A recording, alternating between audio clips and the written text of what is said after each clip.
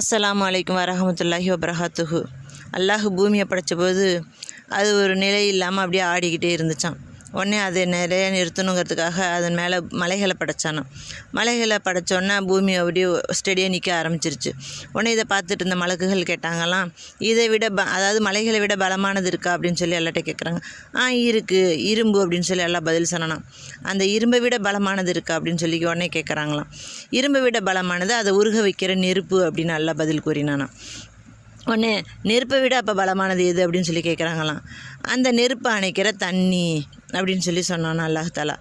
தண்ணியை விட பலமானது இருக்கா அப்படின்னு சொல்லி மலக்குகள் உடனே திரும்ப கேள்வி கேட்குறாங்களாம். இருக்குது.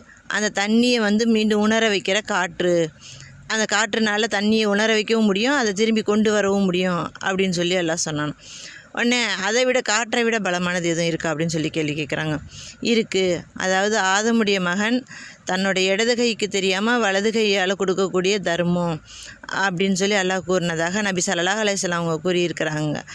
அறிவிச்சிருக்கிறவர் அனஸ் பின் மாலிக் ரலியல்லாஹு, நூல் திர்மிதி. அதாவது ஒரு மனிதன் இன்னொரு மனிதனுக்கு உதவி செய்யும் பொழுது யாருக்கும் தெரியாமல் அதை பப்ளிசிட்டிக்காக இல்லாமல் அவங்களுடைய உண்மையான நோக்கம் உதவுறதா மட்டும் கொண்டு உதவி செய்கிறத அல்லாஹ் ரொம்ப விரும்புகிறான். அது மிகவும் பலம் வாய்ந்தது அப்படின்னு சொல்லி அதனுடைய பொருள். இன்ஷா அல்லாஹ் நாமும் அது போன்ற உதவிகளை நிறைய செய்து அல்லாஹ்வினுடைய பொருத்தத்தை பெறுவோமாக. இன்ஷா அல்லாஹ். ஆமீன் ஆமீன் யா ரப்பல் ஆலமீன்.